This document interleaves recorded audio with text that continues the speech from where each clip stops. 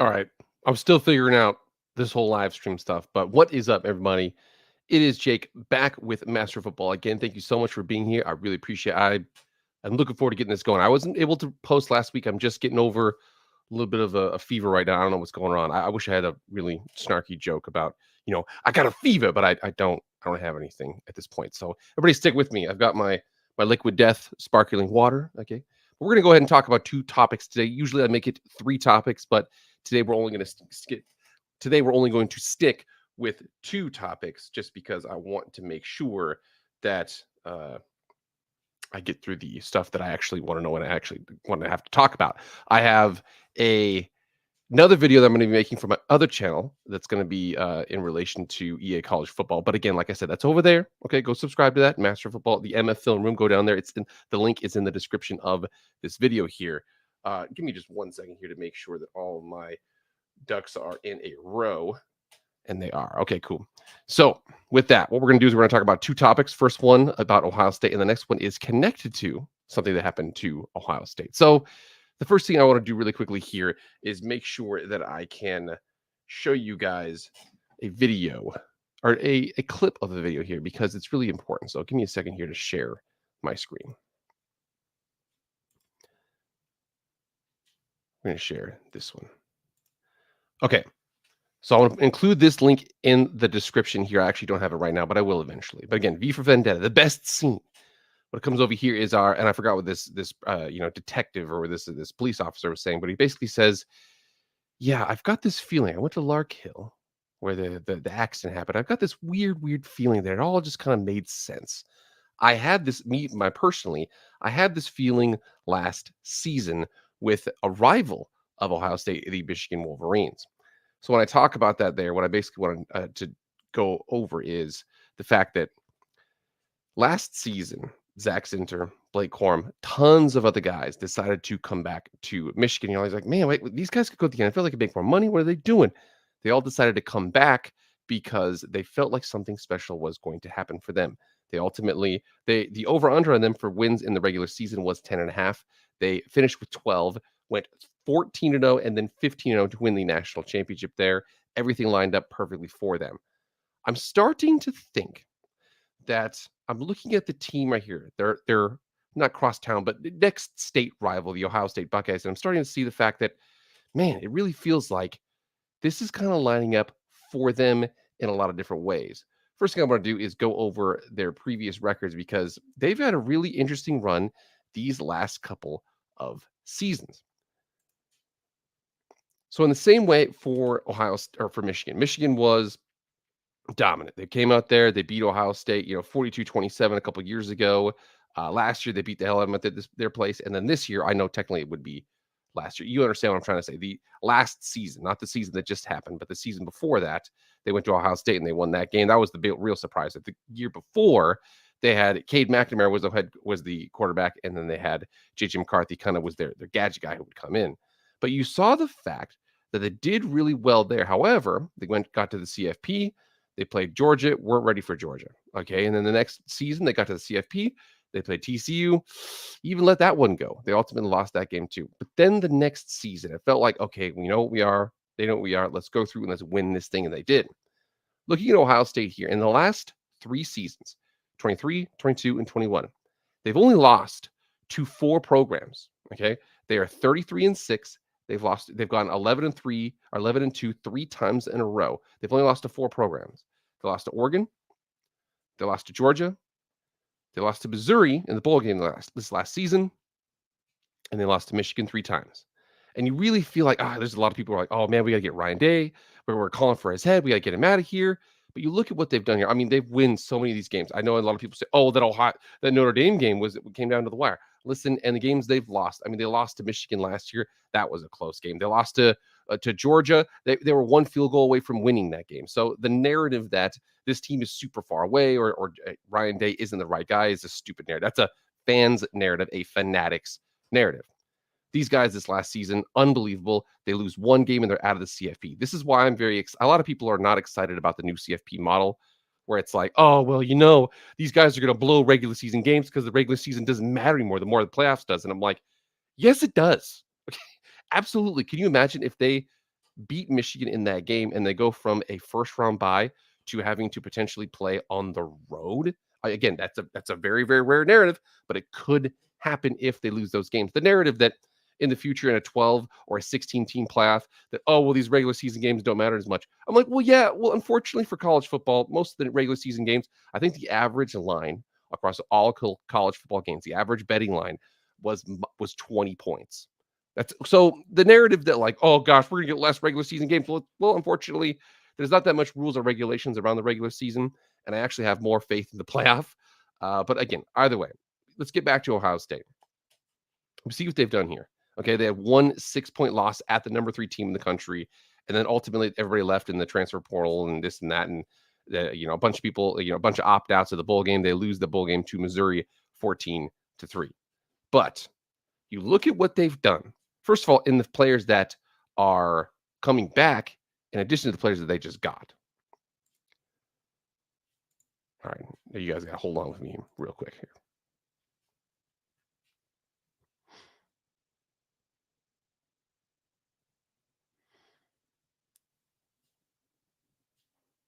Here's the first one. All right.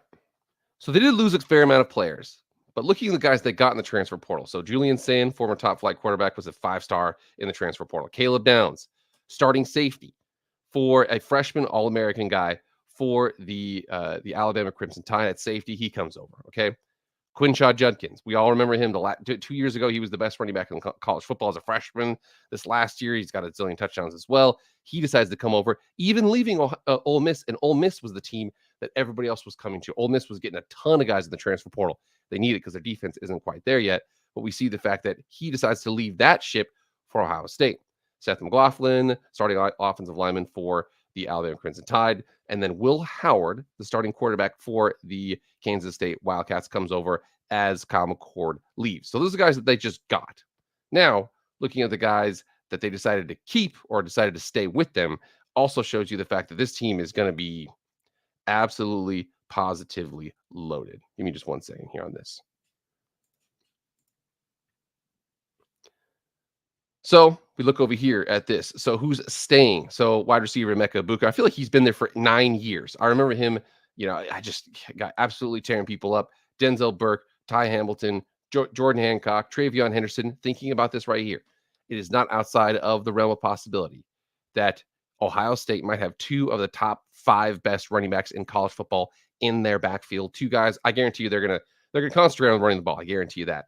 Donovan Jackson, Lathan Ransom, Jack Sawyer, JT Tuimoloau, and Tylee Williams. They did lose a couple of these guys. They lost Steel Chambers, Marvin Harrison Jr., Michael Hall, Xavier Johnson, Matt Jones, and then Mayan Williams. And a lot of these people down here entered the transfer portal. Jair Brown ultimately went to LSU.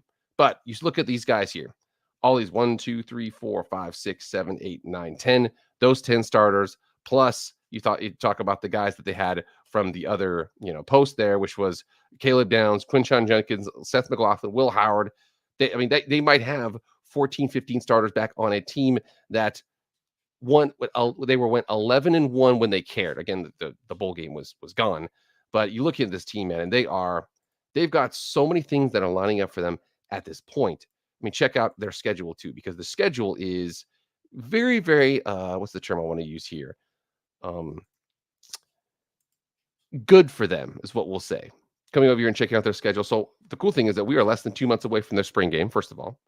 Then we've got the Akron Zips, the Western Michigan Broncos, and the Marshall Thundering Herd, 3 former MAC teams, and all at home. So again, it's going to be August. It's going to be Akron Zips, whatever. Western Michigan, September 7th, whatever. 14th is a bye. Then they have the 21st. They play the Marshall Thundering Herd. They never leave home until late September. Then they go and they play at Michigan State. Remember with Jonathan Smith, new guys in there. You got Aiden Childs. We'll see how they can do that. I do know that they're still going to be the line of this game is probably going to be plus or minus 10 for Ohio State, something like that. Very next week they play the Iowa Hawkeyes away from Kinnick Stadium, so that's going to be a win for them. Now, there's a couple of these that are going to be this right here. This 3-game stretch with a bye week is going to be interesting. So they've got at Oregon, number 3 team in the country right now. Again, whether or not that 3 changes here, we got a long time. Lots of transfer portal here and there. We got a long time until October 12th to see what that rank actually is. But Oregon looks like they're going to be one of those teams. They've got a bye week the next week, and then they play Nebraska. Nebraska is a complete wild card. I'm actually going to have a video eventually here where it's going to be of the Big Ten West former remnants of those teams, those 6 teams there. Let me see if I can do it real quick. Illinois, Northwestern, Purdue, Iowa, Nebraska, Minnesota. Those 6 teams. If you look at the new Big Ten, it's really, really going to be hard for any of those teams in a divisionless system to get to the top. You have to be first or second in a group that includes USC, Washington, Oregon, Penn State, Ohio State, or Penn State, Ohio State, Michigan. Those 6 teams, you have to finish first or second, and then you have to win that game. So just getting there is going to be a daunting task. But then you talk about actually winning, it's going to be monumental. However, of all the teams that has the highest ceiling of those teams, I think I like me some Wisconsin. I think they've got a really high floor. Iowa's got a really, really high floor, but they have a limited ceiling with what they can do. Minnesota, we'll see. Purdue actually to be fair to Purdue, they have gone to the Big Ten championship, the most recent out of all those teams other than Iowa. But that's because, again, that was under a division system. And then Illinois, I don't know. Brett Bielema, we'll see what he can do. But Nebraska, Dylan Raiola, Matt Rule, got another off season, got the defense figured out year 1, trying to figure out the offense here year 2. If I watched more Nebraska football than anybody who's not required to watch Nebraska football, being a fan or an analyst. I watch more than anybody, but my good friend is a Nebraska fan. So I was always watching games with him. And if they were below average at quarterback play, they would have gone 8-4. But they were horrendous at quarterback play. I say that to say, bringing this back to Ohio State here, at Oregon, bye week, an interesting Nebraska team at home. Now, again, Nebraska, they had to play defense. They can travel. We'll see what happens there. And then at Penn State. And Penn State that last season, Penn State's offense in big games really didn't have. I like Drew Allar. I think this team right here, this Penn State team, is really geared up for this season and the next season to see what they can really do. They were a lot of babies. They're really, really talented. I'm telling you, James Franklin, a lot of people are like, yeah, he doesn't have the ability to win the big game. I'm telling you, Penn State's going to be a problem. So those 4 games right there, the mid and end of October and the beginning of November is going to be interesting for them. But then down the stretch, you've got Purdue at home. You play at Northwestern. We'll see. I mean, if they just absolutely lay an egg, home against Indiana, and then Michigan at home. And I'm right now projecting them to beat Michigan for them. So if they can handle that 3 to 4 week stretch there with 3 games in it, where it's at Oregon and at Penn State and Nebraska at home, if they can handle that, this team's going to be giving a lot of people problems. One of the big reasons why this team's going to be giving a lot of people problems is because they got. I'm telling you right now, a lot of people are going to say, "Oh, I can't believe you're celebrating this." I am totally celebrating the fact that they got Chip Kelly. And I know you're like, "Well, Chip Kelly, what the hell are you talking about, dude?" I'm telling you right now. What happened here, and this is going to tie into my next topic that I'm going to talk about. The last time he was an offensive coordinator, so he was the New Hampshire offensive coordinator, absolutely tore it up there. And then he was the offensive coordinator at Oregon.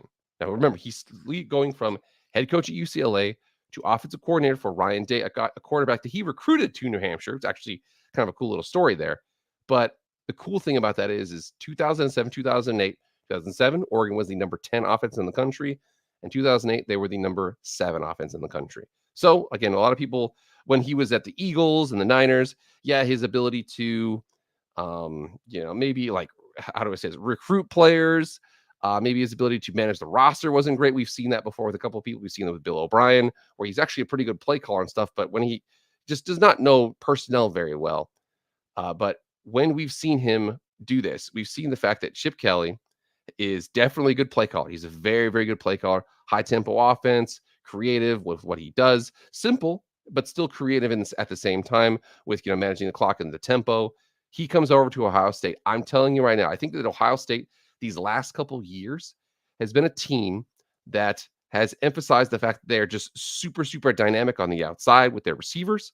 They're really, really dynamic with their receivers on the outside. And the unfortunate thing was Michigan designed their team basically to go up against that spread offense. The same thing happened when Michigan played Washington in the national championship. A lot of people are like, "Oh man, well, we'll see." I'm like, Michigan is designed to stop these spread offenses. They did it these last 2 years when they played Ohio State. They played CJ Stroud. Oh, yeah, that's CJ Stroud. And they did very, very well against them. They were designed to stop them. Now, I think that Ohio State, to win the national championship, has to lean more into a holistic approach to winning the national championship, running the ball, playing defense, making it easy on their quarterback. They did what their best they could with Kyle McCord, but could Kyle McCord carry this team over the top? I'm not even saying Will Howard needs to. I'm saying that this team is switching from, oh yeah, well, we're a dynamic, wide receiver team, and all the quarterback has to do is exist. Unfortunately, for that, I think the problem is that once you get up against a team where you need to just push somebody around, I think that adding or re-adding Travion Henderson, adding Quinshon Judkins, emphasizing the run game and playing strong defense, which they had a pretty strong defense last season. I think that's their road to the national championship. I have a feeling whether or not it's going to come true or not, I don't know, but I do know that I have a feeling about Ohio State for 2024. So, moving on here. I mentioned Chip Kelly before there, and a lot of people are like, oh, Chip Kelly, yeah, he left the head coach at UCLA to come over to Ohio State as an offensive coordinator. What the heck is going on here? What's going on with all these coaches leaving? I want to talk about Chip Kelly first, because it's a really interesting story to hear how desperate he was to leave, and then also what this actually means for college football, because a lot of people are worried about, how do I say this? The NFL, college right now, there's so much chaos and this and that. People are just like, I don't even want to do that anymore. Anybody who's competent is going to leave college football. We're just going to go to the NFL. I don't think that's the narrative. I think that the narrative for that is arguably connected to conference realignment and a couple of things like that. I'll mention why that is in a second here. But first, we're going to go through an article here about Chip Kelly, because it's really interesting to hear kind of where this all stemmed from.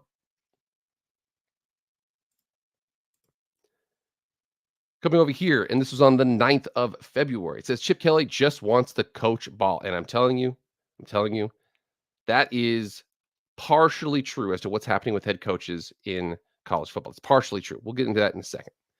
But his exit from UCLA is concerning amid college football's hazy future. So we come down here and check this out with what he's had. So again, thinking about his compensation, Chip Kelly wanted out, not just out of UCLA, but out of being a college level head coach. How else can you reasonably explain his decision to give up $6 million salary for the 2024 season and the $4 million buyout he would have received after he was likely fired following that season, all to become the offensive coordinator at Ohio State? So he goes to Ohio State. He takes a big pay cut to go there. He's getting $10 million. Even if you get fired, if you go 0-12, you still get $10 million from UCLA. But he decided to leave. And again, a lot of people here are mentioning the fact that, oh, there's a lot of emphasis on these people are leaving for the NFL levels. What's going on here? Why everything like that? I'm telling you, the bigger issue here is with a couple things related to UCLA and related to programs that care about college football. Let me open up here, and I'm going to share a screen about a video. I'm not going to play the video because I don't want a copyright struck, but I want to make sure you could see this here because it's important. So over here on the Rich Eisen Show, I'm not going to play the video. It's going to be in the description here. CFB insider Bruce Feldman, why Chip Kelly left UCLA to be Ohio State's OC. So for him, he got to UCLA in 2018. That was right around then, was right when NIL started to come through. And unfortunately, there's a hidden secret. It's a terribly unheld. It's not a held. It's held. It's not held. It's not a big secret here. I just said it was a secret. It's not a secret. Just stick with me on what I'm saying here. The big issue with this is that there's a lot of programs in college football. And actually, the true thing is there's actually a lot of professional organizations in pro football that don't really care about winning. I know that's going to sound crazy.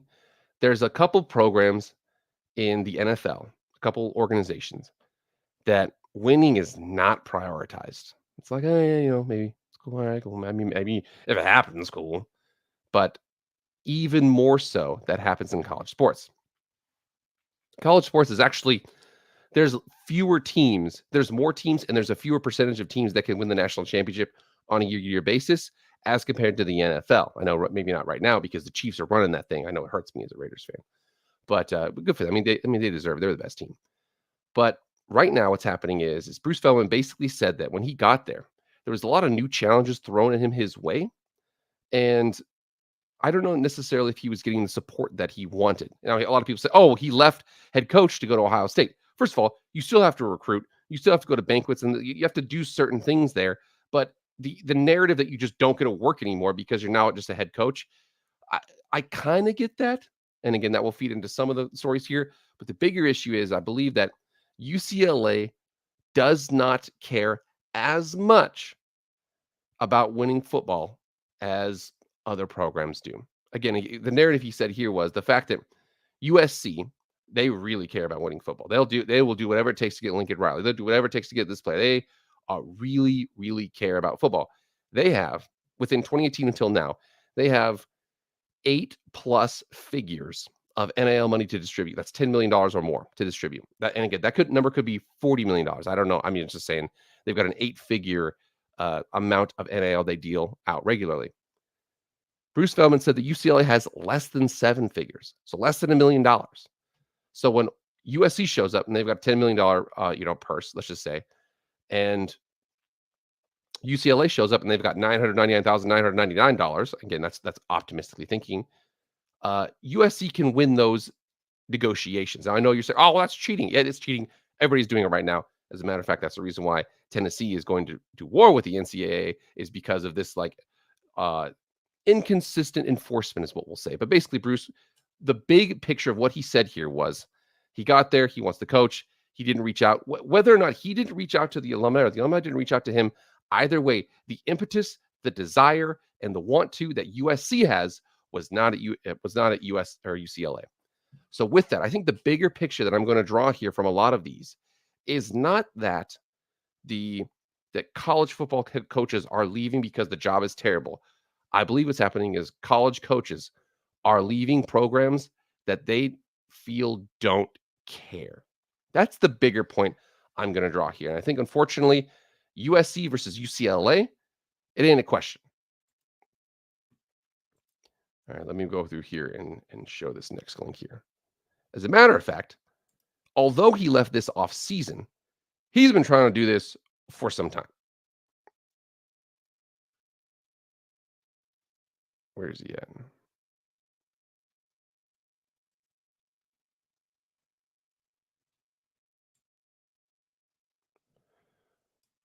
Where the heck is my article? Oh, here we go. So after last season, so about a year ago around this time, we're all thinking like, "Oh, how bad was Chip Kelly wanting to get out?" Chip Kelly was trying to get out of his job for a while. Cincinnati interviewed Chip Kelly, Cincinnati Bearcats, not the Bengals, the Bearcats, for their head coaching position. So again, remember here, think about that. The narrative, he wants to leave being a college football head coach. Why did he go to Cincinnati? Why did he go there?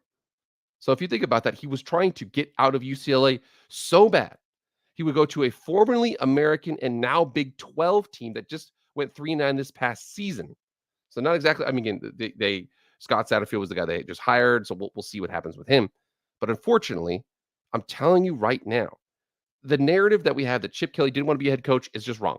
Take that, throw it away. He interviewed at Cincinnati, a team that volatile passed into the Big 12, not necessarily a top flight. He was trying to leave a team he knew was going into the Big 10 before that season. For some time, he's known they were going into the Big 10. Still, it doesn't matter. I want to go to Cincinnati, a Big 12 team, rather than going for UCLA, because he knows whether or not it was higher or lower, whatever it is, the amount of support he was at Cincinnati versus the amount of pressure. That could probably be a thing there, because I don't know how supportive Cincinnati is. I don't know what kind of NIL collectives they have versus UCLA, but I do know that the comparative support of the program versus the other ones, because if you think about, like, UCLA is going to have to beat the teams they have to beat in the future. USC, which, I mean, they did this season, but USC ultimately, like, they probably still are going to be the team going forward. USC, Washington, Oregon. Washington will step back probably a little bit. I like Jed Fish a lot. Oregon is good. Oregon's going to be good. Okay. Michigan, Ohio State, Penn State, those guys. That's all you got to do is just beat all them. Okay. And those are the teams you're going to be competing against. Now, Cincinnati versus Iowa State, Cincinnati versus UCF, Cincinnati versus Kansas is probably a discrepancy. They're probably not as high as those teams, but it's not a tectonic shift like UCLA to Ohio State. That's not the same. Okay. One team really cares. The other team, meh. I think Cincinnati cares though, but versus the amount of like competition he'd have at Cincinnati versus at UCLA, he's like, dude, I got to get out of this place. Wasn't able to do it. Ultimately left after this offseason to be the offensive coordinator at Ohio State after Bill O'Brien left because Jeff Hafley left to go to the Packers. Then Bill O'Brien goes to the Boston College Eagles, and then Ohio State needs an offensive coordinator. They add Chip Kelly. It's the carousel. That's exactly what happens here. And I want to address this too because the AD at Alabama had issues with this as well. But I think he's getting it wrong here. Alabama Athletics Director Greg Byrne is concerned about a trend of college coaches leaving from the NFL. And again, he goes through this here. Now, I want to make sure because Alabama, I'm telling you, he was not very aware of what this comment was about relative to his situation with what he did to college football. I'll bring that up in a second here. First of all, the big one that we wanted to talk about, I already mentioned Jeff Hafley leaving from Boston College as the head coach there to after winning a bowl game and then goes over to the Packers. And a lot of people, oh, well, these coaches are trying to leave. They don't even want to be in college football anymore. Well, I'm like, that's not necessarily true. I think, again, going back to my narrative, people are leaving jobs where they don't care for jobs where people do care. Here's what I mean. Literally speaking of Alabama there. Oh, they're just trying to leave the NFL. They're just trying to get out of here. False. So when we come over here to Kane Womack was the head coach at South Alabama in 21, 22, and 23. He went 5-7, 10-3, and then 7-6 with a win over the 68 Ventures Bowl. He's got that bowl championship, whatever that is there. Think about it, they went 4-4 in the Sun Belt. The Sun Belt was a tough league. So why did he leave the head coaching position at South Alabama for the defensive coordinator position at South Alabama? He left the head coach of South Alabama to be the DC at Alabama. Why would he do that? Well, one, it's actually because it's a step up in job. First of all, that's the big point there. Also, it's because, listen, I can go here, go 7-6, win the freaking 68 Ventures Bowl, something like that. But if I go to Alabama and I have one good season, if I have two good seasons, I'm going to be the head coach at Tennessee in a couple years. I know I'm not saying they're going to get rid of, I'm just saying like that quality of program is what I'm trying to say there. So Kane Womack is another example. Also, another narrative here is we go within the SEC again, because the SEC programs, to say what you want about them, they care. We're going into the SEC again to go through our dear friend, Mr. Sean Elliott. What did he just do? So Sean Elliott, formerly the head coach at Georgia State, again in the Sun Belt. So he was at Georgia State, and he goes 7-5, 2-10, 7-6, 6-4, 8-5, 4-8, and 7-6 with a win in the famous Idaho Potato Bowl right over here, my friends. He does that now. He's like, well, I could stay here, I could do this and that, or I could be the tight end coach at South Carolina. So again, he's been to South Carolina before. It's a place he's been before.